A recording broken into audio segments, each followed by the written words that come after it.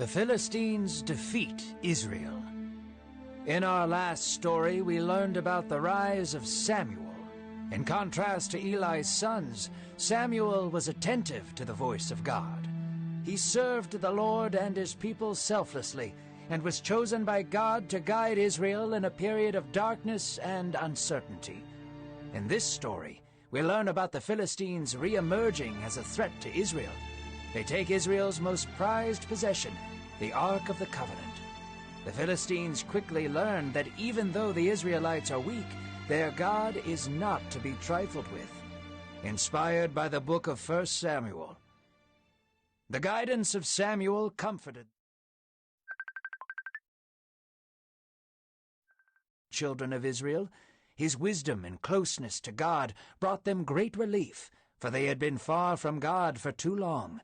His words brought life, and the light of God's love was slowly replacing the shadows that hovered over their hearts. Yet a darkness was still present on the outskirts of Israel. Miles away, the horde of Philistines lurked in the shadows like a pack of wolves.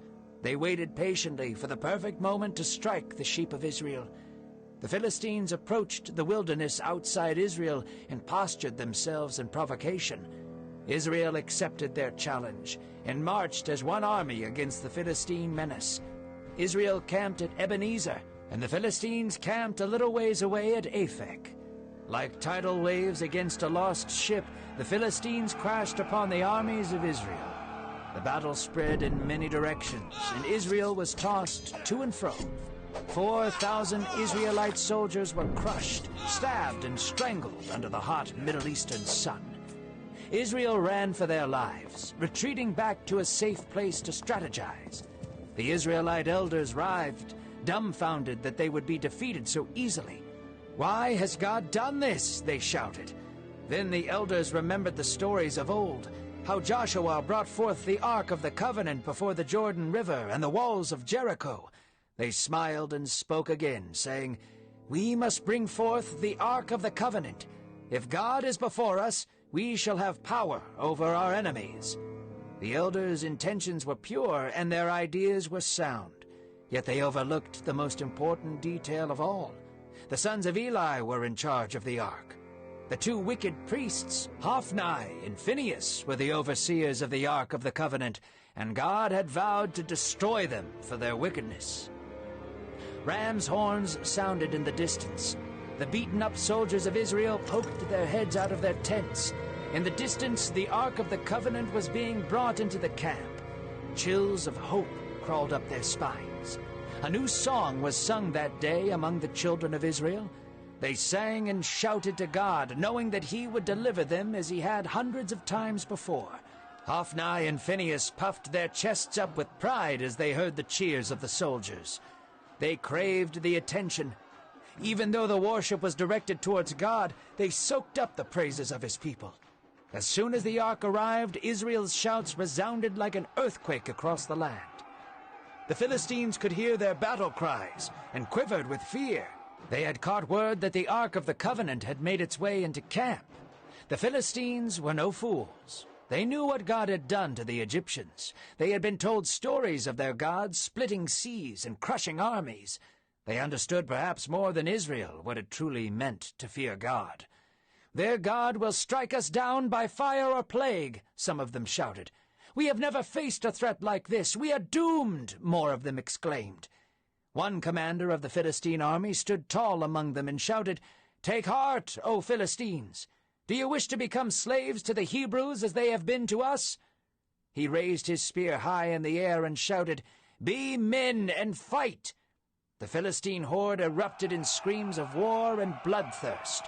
Without hesitation, they descended upon Israel like a tempest. The Philistines showed no mercy. They tore men apart limb from limb. Complete chaos ensued across the Israelite army and camp. Every man retreated to protect himself, and mighty warriors begged for mercy under the sword of the Philistines. Hophni and Phinehas were in their tent eating when the Philistines attacked. It was their responsibility to protect the Ark of the Covenant. However, when the Philistines stormed the camp, the two priests gathered their belongings and abandoned the Ark. They ran for their lives, leaving the people behind them. Their lungs heaved as they ran with their fattened bodies, for they continually gorged themselves on the temple's food. They were immediately knocked to the ground by 2 Philistine soldiers. Fumbling around in the dirt, the 2 brothers had no time to collect their thoughts before an axe was lodged into their skulls. By the hand of the Philistines, God fulfilled his promise to rid Israel of their selfish and wicked priests. The Philistines looked upon the abandoned Ark of the Covenant. They laughed and drug it back to their camp over the dead bodies of fallen Hebrews. The represented and manifest presence of God was being taken back to the Philistine camp, something they believed to be a victory. Yet God cannot be captured. No, the Philistines would live to regret ever touching a single finger on the sacred relic of God. Unlike Israel, God can fight his own battles. A Benjamite boy ran for his life from the slaughter. Dirt and blood caked his face, and his clothes were torn to expose his wounded and bloodied body. Eli sat beside the road a few miles away from battle, listening to the cries of his people. Eli was 98 years old, and his body trembled constantly. He wept for his fallen brothers and wondered about his son's safety. Eli spotted the Benjamite boy hobbling his way towards the city to warn the people. "What is this uproar coming from the battlefield?" Eli asked. The Benjamite could barely see straight. Gasping for air, he managed to recount the battle to Eli. With great anguish, he said, "Israel has fallen to the Philistines. All have fled in different directions. Your sons, Hophni and Phinehas, have been slain, and the Ark of the Covenant has been stolen." Eli clutched his heart upon hearing the news. His eyes rolled back, and he stumbled backwards and fell by the side of the gate. His neck fell on a curb and snapped. Eli, not too long after his sons, perished. He had judged and ministered over Israel for 40 years. Israel had lost over 35,000 soldiers, their priests, and the Ark of the Covenant. The hope that once caused them to cheer was replaced with fear and panic. In many ways, they felt as though God was taken captive. Yet God is captive to no army, nor is he confined to a relic. The Philistines would soon learn to not trifle with the God of Israel, and the Hebrews would behold God's sufficiency and power.